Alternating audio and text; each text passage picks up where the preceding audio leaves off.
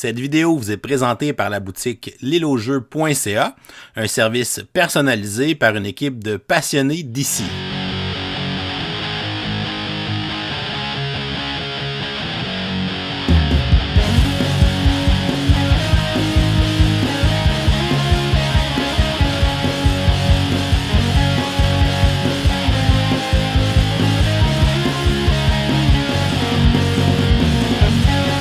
Salut les gamers, bienvenue à Professeur Board Game, j'appelle David et aujourd'hui avec Clank, je vous présente un épisode de Prototype 101 dans lequel on vous présente le jeu Knitting Circle qui est une suite spirituelle au jeu Calico. C'est un jeu qui va être sur Kickstarter très bientôt et qui va être lancé en 2025 par la compagnie Flat Out Games. On veut d'ailleurs les remercier de sponsoriser cette vidéo des règles pour leur campagne Kickstarter. Donc c'est un jeu qui est de l'autrice Émilie Vincent. Qui se joue de 1 à 4 joueurs et dont les parties vont durer de 30 à 45 minutes. Le but du jeu est de marquer le plus de points.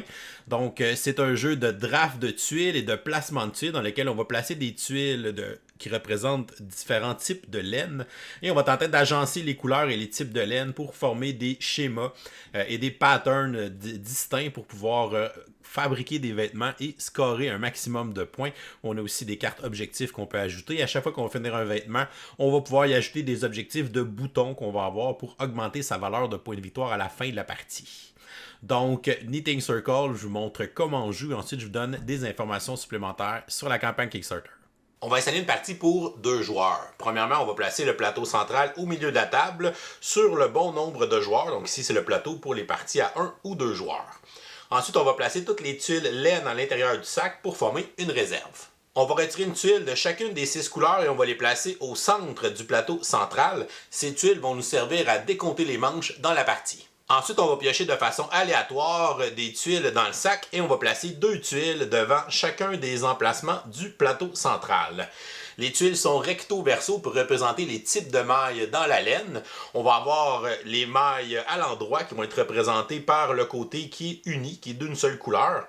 Et on va avoir le symbole ici pour les mailles à l'envers qui va être représenté par les tuiles qui ont des petites lignes blanches sur la laine. On va ensuite séparer les cartes plan de tricot par couleur et on va former des pioches pour chacune des couleurs qui vont représenter les types de vêtements qu'on va pouvoir tricoter dans la partie. Ensuite, on va former des réserves avec les 3 sortes de boutons en les plaçant par forme et on va placer les réserves de boutons face cachée. On va aussi faire une réserve avec les jetons pattes de chat et les jetons de chat triste. Les joueurs vont se choisir une couleur et recevoir leur plateau joueur ainsi que leur pion de chat à leur couleur.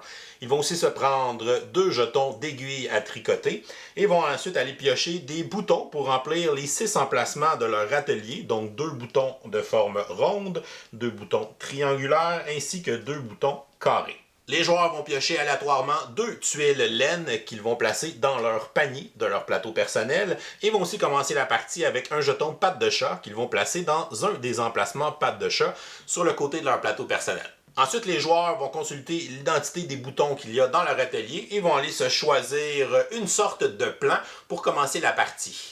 Ils vont piocher 2 cartes plans de la sorte choisie. Donc ici, je pourrais prendre des chandails, puisque j'ai un bouton de chandail.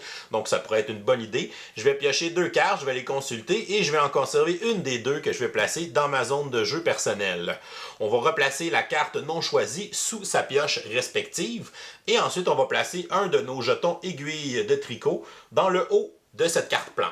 Et finalement, on va placer au hasard les pions chats sur les emplacements de départ du plateau central. Et le pion chat qui sera placé sur l'emplacement avec une étoile sera désigné premier joueur et on va lui remettre le jeton premier joueur.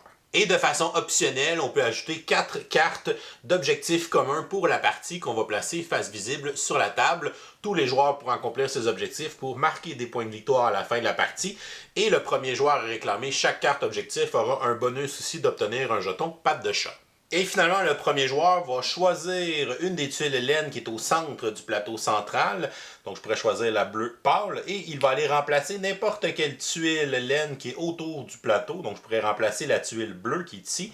Et je vais placer la tuile du bon côté selon si la maille est à l'endroit ou à l'envers selon l'emplacement où je la place. Donc ici, c'est du côté de la maille à l'envers. La tuile que j'ai retirée sera remise dans le sac. Une partie de Knitting Circle se joue en 6 manches.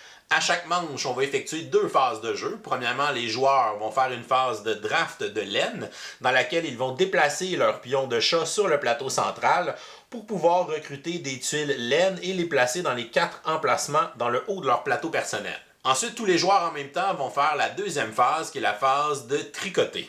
Dans cette phase, les joueurs vont utiliser toutes les tuiles laine dans leur panier ainsi que celles ramassées dans le haut de leur plateau personnel pour pouvoir les placer sur les différentes cartes de plans de tricot pour essayer de faire des vêtements et de marquer le plus de points. Les joueurs vont tenter d'agencer les tuiles laine sur leur carte de plan de tricot de façon à remplir les différentes contraintes des objectifs des boutons qu'ils ont en leur possession pour placer des boutons sur le schéma lorsqu'ils termineront pour qu'ils valent plus de points. Les joueurs vont aussi tenter d'accomplir les objectifs communs pour marquer des bonus de points à la fin de la partie. Et à la fin de la 6e manche, la fin de la partie sera déclenchée et on va passer au décompte final des points et le joueur qui marquera le plus de points sera déclaré vainqueur. Chaque manche se sépare en 2 phases. Premièrement, on procède à la phase 1 qui est le draft de laine. Les joueurs vont jouer à tour de rôle en commençant par le premier joueur jusqu'à temps que les joueurs aient joué 4 tours de jeu dans cette phase de façon à ramasser 4 tuiles de laine autour du plateau central pour les placer dans les 4 emplacements dans le haut de leur plateau personnel. À son tour de jeu, un joueur va avancer son pion chat de 1 ou 2 cases en suivant la direction des flèches qui est le sens horaire sur le plateau central. Si jamais un emplacement est vide de tuiles laine, à ce moment-là, on saute par-dessus cet emplacement, il ne comptera pas comme un déplacement. Et si jamais un joueur est présent sur une case, on saute par-dessus cette case et il ne comptera pas non plus dans notre déplacement. Donc le premier joueur qui a le chat gris pourrait décider de se déplacer d'une case pour faire son déplacement et ensuite il va choisir une des 2 tuiles laine qui est à cet emplacement pour aller placer dans l'emplacement numéro 1 dans le haut de son plateau personnel. Ensuite, le joueur orange pourrait décider de se déplacer de 1 pour prendre la tuile bleu marin et la placer sur son plateau. On revient au joueur gris qui pourrait se déplacer d'une case pour aller prendre ici une tuile verte pour son 2e emplacement. Le chat orange va se déplacer de 2 cases ici et va venir prendre la tuile rose. Le chat gris, pour son 3e tour, va se déplacer de 2 cases pour venir chercher la tuile mauve pour son 3e emplacement. Le chat orange se déplace de 2 et va prendre la dernière tuile mauve qui est ici et la placer sur son plateau. Et notre chat gris, pour son 4e tour, dans la phase de draft, va se déplacer d'une case et il va décider d'aller chercher la tuile bleue qu'il va placer dans son 4e emplacement de son plateau. Finalement, le joueur orange, pour son dernier tour, pourrait bouger d'une case et pourrait bouger ensuite, ici c'est une case qui ne compte pas parce que c'est vide, ici on saute par-dessus parce que c'est occupé par un autre chat, et je pourrais aboutir ici avec mon 2e déplacement et prendre la tuile verte. Et maintenant que tous les joueurs ont effectué 4 tours de jeu dans la phase de draft et qu'ils ont ramassé 4 tuiles laine qui sont placées dans le haut de leur plateau personnel, cela va mettre fin à la phase de draft. Les 4 tuiles laine qui sont gagnées dans la phase de draft doivent être conservées dans l'orientation dans laquelle on les a choisies, donc on ne peut pas retourner les tuiles de l'autre côté. On passe ensuite à la deuxième phase qui est la phase tricotée. C'est une phase qui se joue de façon simultanée, donc tous les joueurs vont jouer cette phase en même temps. Et dans cette phase, on peut effectuer plusieurs actions, une à la suite de l'autre, tant qu'on a les ressources pour faire les actions qu'on veut effectuer. La première action qu'on peut faire est de commencer un nouveau tricot. Pour ce faire, on va défausser une des tuiles qui est dans notre possession, donc soit une tuile dans le haut de notre plateau ou une tuile qui est dans notre panier, pour pouvoir gagner un plan de la couleur de la tuile qu'on va défausser. Les joueurs ont seulement le droit d'avoir 2 plans en construction. C'est pour ça qu'on a 2 jetons d'aiguilles à tricot. Donc si nos aiguilles sont occupées sur un plan, à ce moment-là, elles ne sont pas disponibles. Donc pour l'instant, j'ai un jeton d'aiguille pour mon tricot de chandail et ma 2e aiguille est libre. Donc je pourrais me prendre un 2e plan de tricot. Je pourrais par exemple défausser ma tuile mauve, ce qui me permettrait de gagner un plan pour fabriquer des bas. Donc lorsqu'on défausse une tuile, on va prendre 2 cartes de la même couleur que la tuile, on va les consulter et on va en prendre une des 2 qu'on va gagner et on va placer dans notre zone de jeu et on va aller placer notre jeton d'aiguille à tricot par-dessus ce plan pour le débuter. Et la carte qu'on n'a pas choisie sera simplement replacée sous sa pioche respective.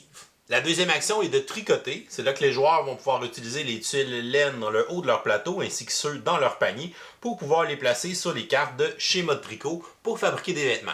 On doit toujours placer les tuiles de laine en commençant par les emplacements du haut sur la carte de plan de tricot et on doit ensuite aller vers le bas. De plus, on doit respecter les emplacements selon le type de maille qui est demandé, donc des emplacements qui vont demander d'avoir la maille à l'endroit, donc d'avoir le côté qui est plein sur les tuiles, et on va avoir des endroits qui vont demander la maille à l'envers, qui est le côté avec les lignes blanches sur les tuiles. On va toujours avoir une alternance entre les deux types de mailles au fur et à mesure qu'on va avancer sur une carte de plan de tricot. Les tuiles laine qui sont dans le haut de notre plateau personnel ne peuvent pas être retournées de l'autre côté. On doit donc utiliser le côté sur lequel on les a draftées dans la phase précédente.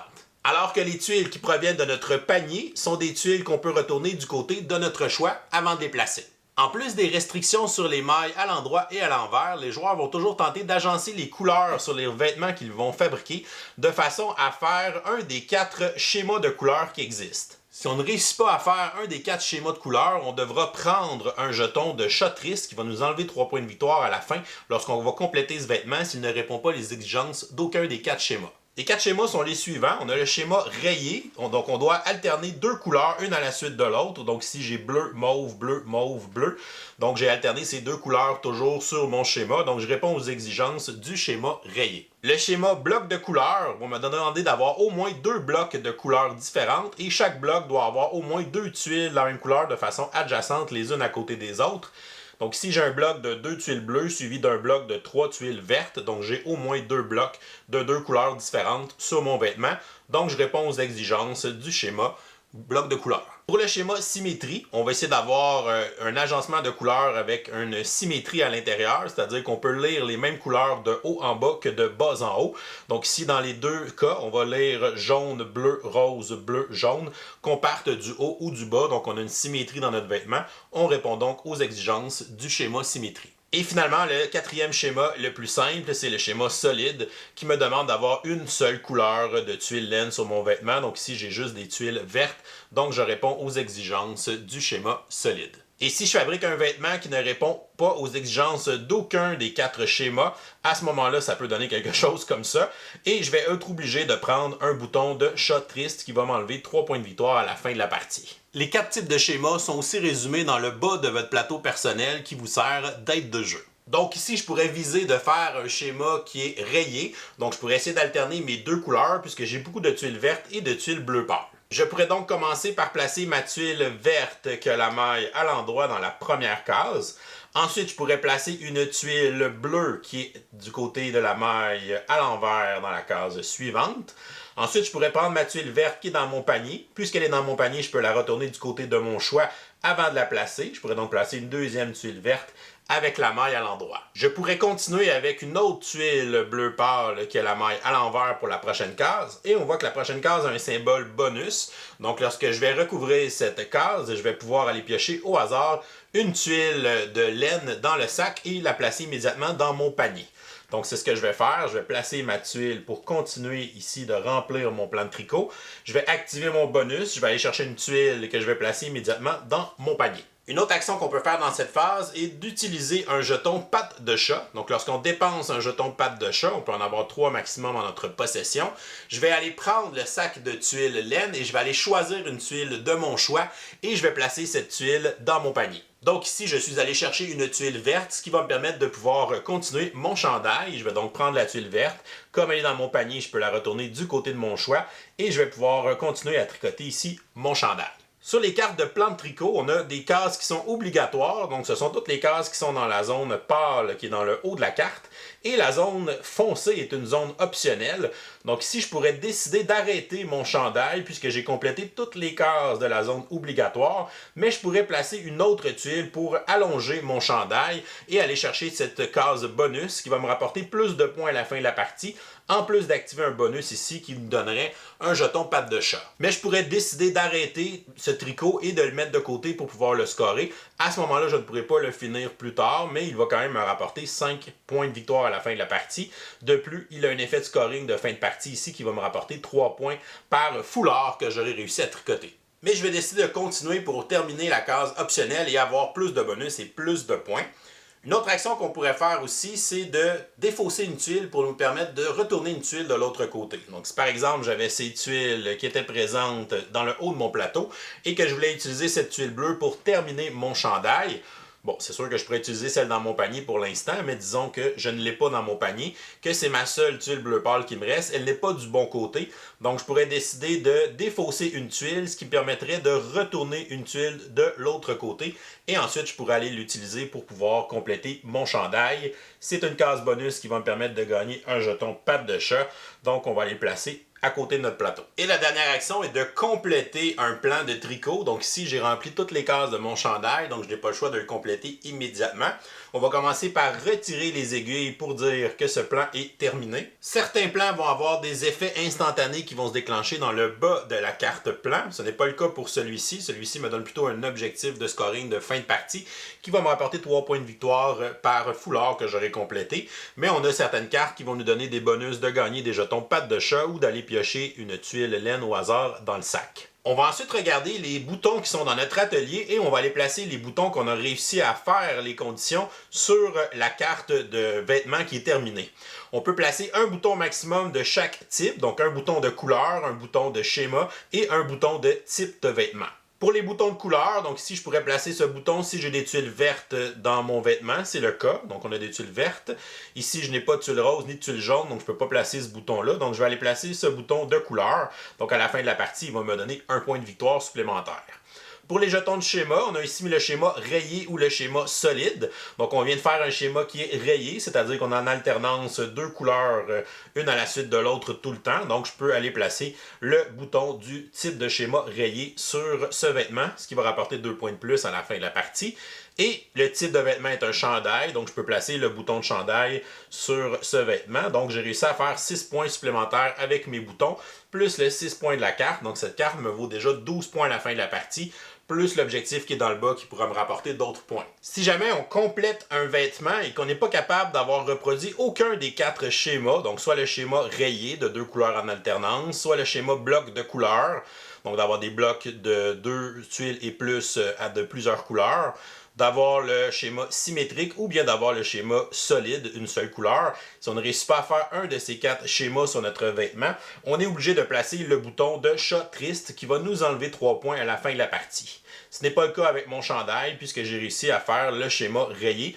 Donc même si je n'avais pas eu de bouton rayé, à ce moment-là, je ne place pas de bouton de chat triste puisque j'ai réussi à faire quand même le schéma même si j'ai pas le bouton correspondant. Si on a le bouton correspondant, c'est encore mieux parce qu'on va pouvoir le placer, ce qui va nous donner un bonus de points à la fin de la partie. Et les joueurs ne piochent pas d'autres boutons après avoir placé des boutons sur leur carte complétée. Ils vont seulement remplir leur atelier à la fin de la manche. Donc les joueurs vont tous enchaîner des actions une à la suite de l'autre de façon simultanée jusqu'à temps que les joueurs n'aient plus d'actions à effectuer, ce qui va mettre fin à la phase tricotée. On va alors passer à la fin de la manche. Si jamais les joueurs ont encore des tuiles de laine dans le haut de leur plateau, ils vont pouvoir transférer jusqu'à 2 jetons dans leur panier. Donc on peut placer ces jetons-là dans le panier pour la prochaine manche, qui vont nous permettre de les retourner du côté de notre choix. Mais à la fin de la manche, on peut avoir un maximum de 2 tuiles laine dans notre panier. Si on en a plus que ça, à ce moment-là, il va falloir les défausser ou les utiliser idéalement pour faire des actions dans la phase tricotée. Ensuite, tous les joueurs vont aller piocher des boutons pour remplacer les boutons qu'ils ont placés sur les schémas complétés, de façon à remplir leur atelier avec 2 boutons de chaque type. À la fin de la manche, les joueurs vont regarder s'ils ont réussi les conditions sur les cartes d'objectifs communs. Par exemple, ici, c'est d'avoir réussi à fabriquer un vêtement de chaque type. Ici, c'est d'avoir placé 5 boutons de schéma sur nos vêtements terminés. Ici, c'est d'avoir 7 tuiles d'une seule couleur sur les vêtements terminés. Et ici, c'est d'avoir 4 vêtements terminés sur lesquels on a fait même les cases optionnelles. Donc, si un joueur réussit à faire une ou plusieurs de ces cartes à la fin de la manche, à ce moment-là, il va pouvoir aller réclamer le jeton patte de chat s'il est le premier à réussir cette carte d'objectif. Si plusieurs joueurs terminent la même carte à la fin de la même manche, à ce moment-là, tous ces joueurs pourront réclamer le jeton patte de chat. Par la suite, ils vont retourner la carte de l'autre côté. À ce moment-là, il n'y a plus le bonus du premier joueur à l'accomplir pour le jeton patte de chat, mais tous les joueurs pourront quand même l'accomplir à la fin de la partie pour les points de victoire. Et on va ensuite piocher des tuiles laine dans le sac et on va aller remplir tous les emplacements autour du plateau principal de façon à ce qu'il y ait 2 tuiles laine à côté de chaque symbole du bon côté de la maille, donc soit les mailles à l'endroit ou les mailles à l'envers. Et on va passer le jeton premier joueur au joueur suivant. Et ce joueur va pouvoir choisir une des tuiles laine restantes au centre du plateau et aller la remplacer par n'importe quelle tuile en la plaçant du bon côté autour du plateau. Et la tuile retirée sera remise dans le sac. Et maintenant, on va commencer la deuxième manche. On va procéder à la phase de draft et ensuite la phase tricotée. Et on va continuer ici jusqu'à temps qu'on ait joué la manche 2, 3, 4, 5 et 6. Et à la fin de la manche 6, on va procéder au décompte final des points. Premièrement, les plans de tricot qui sont incomplets, qui ont encore le jeton des aiguilles de tricot, vont être défaussés. Ils ne seront pas cumulés dans le décompte final. On va les retourner dans la boîte de jeu. Les joueurs vont donc marquer des points de victoire pour tous les vêtements qui seront complétés à la fin de la partie. Premièrement, on va cumuler les points des boutons qu'on a réussi à placer sur chacun de nos vêtements. Donc, on va additionner les valeurs des points et on va soustraire les valeurs si on a des boutons de chat pas content. On va ensuite cumuler les valeurs de base qui sont sur le côté des cartes de vêtements. Donc ici, je vais avoir 6 points pour mon chandail, 6 points pour mon bas, 5 points pour mon foulard, 5 points pour mon autre chandail, 6 points pour ce foulard et 5 points pour celui-ci. Ensuite, on va cumuler les scorings de fin de partie qui sont dans le bas des vêtements complétés. Donc certains sont des points directement, comme le foulard qui est ici, ou ma paire de bas qui me donne simplement 3 et 2 points. Et on va avoir des conditions de scoring particulières dans le bas de certaines cartes. Par exemple, ici, je vais gagner 3 points de victoire pour chaque foulard que j'ai réussi à compléter. J'en ai 3, donc ici, ça va m'apporter 9 points. Ici, 3 points par tuque que j'ai complété. Je n'en ai pas, donc ça ne me donne aucun point. Et ici, je vais avoir 1 point par vêtement complété qui a 3 boutons avec lui. Donc j'en ai 1, 2, 3 qui ont 3 boutons, donc ça va me valoir 3 points. Et les joueurs vont marquer des points pour les cartes d'objectifs communs qu'ils ont réussi à accomplir pendant la partie. Pour ce joueur ici, il va marquer 4 points puisqu'il a 7 et plus d'une couleur. Donc si j'ai plus que 7 tuiles vertes sur mes vêtements complétés, donc je vais marquer 4 points. Pour le 4 points qui est ici, j'ai obtenu 5 jetons ici pour les schémas. Donc j'ai 5 boutons de schéma sur mes vêtements complétés. Donc je vais pouvoir marquer cette carte d'objectif pour 4 points. Et ici, c'est d'avoir complété 4 vêtements avec la case bonus. Donc j'ai 1, 2, 3 seulement que la case bonus est faite. Donc je ne marque pas celui-là. Donc je vais seulement marquer ces 2 cartes d'objectif. Et pour la quatrième, c'est d'avoir un vêtement de chaque type, ce que je n'ai pas non plus. Et on va additionner tout ça ensemble pour faire notre score final. Et le joueur qui aura le plus de points sera déclaré vainqueur. Si jamais on a une égalité, c'est le joueur qui lui reste le plus de tuiles laine sur son plateau personnel qui va l'emporter. Sinon, ce sera une victoire partagée. Et voilà, c'est comme ça qu'on joue à Knitting Circle. Je vous reviens avec des informations supplémentaires pour la campagne Kickstarter. Et voilà, c'était les règles de Knitting Circle, un jeu qui sera prochainement lancé sur Kickstarter. En fait, la campagne sera lancée mardi le 15 octobre 2024. Donc, on vous met le lien de la campagne dans la description de la vidéo en dessous. Donc, vous pourrez le consulter, aller cliquer dessus pour pouvoir vous rendre sur la page, soit pour être averti au lancement ou bien aller la consulter si la campagne est déjà débutée pour avoir plus d'informations sur le prix du jeu ou les coûts de shipping ou ces choses-là. Ce que je peux vous dire pour la campagne, c'est qu'il va y avoir un petit paquet de cartes promo qui vont être données avec ceux qui vont supporter le jeu sur Kickstarter. Donc, c'est des cartes supplémentaires d'objectifs communs que vous allez recevoir qui va être donné dans le fond avec le jeu sur Kickstarter. Vous allez aussi avoir un mode solo comme ils font avec la majorité de leurs jeux chez Flatout Games. Donc on fait un peu avec Calico ou Cascadia. C'est un mode solo de type scénario, de type challenge. Donc vous allez avoir plusieurs scénarios avec des contraintes ou des façons de faire qui vont vous allez essayer de marquer un seuil de points là, selon les contraintes qui vont vous être données pour réussir le scénario. Puis il y a toujours une gradation aussi de difficulté. Fait que c'est quand même des jeux puzzle qui sont quand même très intéressants à aller en jeu solo si vous aimez ce type-là de jeu en solitaire. Donc ça va être présent dans le jeu. Vous allez aussi avoir un système d'achievement. Donc si vous réussissez certaines affaires dans vos parties, vous allez pouvoir cocher ces achievements-là dans le livret d'instructions. Fait que ça, c'est toujours drôle. Et ce qui est particulier avec ce jeu-là, comme c'est une suite spirituelle à Calico, vous allez avoir, dans le fond, inclus dans ce jeu-là, vous allez pouvoir utiliser certaines composantes de Knitting Circle qui vont devenir une extension à Calico. J'ai pas encore les détails de comment ça fonctionne et quelles composantes ils ont utilisées et c'est quoi les règles de cette extension-là pour Calico, mais c'est quelque chose qui sera fait. Donc, ça sera évidemment présenté sur la page Kickstarter si vous voulez plus d'informations. Donc voilà, en espérant que cette vidéo vous a donné une bonne idée à quoi ressemble le jeu Knitting Circle. Si c'est un jeu qui vous intéresse, si vous voulez un jeu de chat de plus dans votre collection, si c'est un jeu que le gameplay vous intéresse évidemment, supportez une petite compagnie qui est vraiment très sympathique avec Flat Out Games, qui fait vraiment des bons petits jeux puzzle. Donc ça va être lancé le 15 octobre 2024. Donc encore une fois, on vous met le lien de la campagne Kickstarter dans la description sous la vidéo. Donc on vous invite à aller suivre la campagne si c'est un jeu qui vous intéresse. Donc, et voilà, c'est tout pour aujourd'hui. Donc, si vous n'êtes pas encore abonné à la chaîne, vous pouvez cliquer notre petit bonhomme ici en bas pour vous abonner. Sinon, vous pouvez nous suivre sur Facebook ou Instagram à Professeur Board Game. Et si vous aimez les vidéos qu'on fait, vous pouvez nous supporter sur notre campagne Patreon avec des petites contributions, ce qui vous donne aussi accès à notre serveur Discord et nos multiples événements VIP aussi qu'on organise avec notre communauté. Donc, bonne journée à tous et continuez de gamer.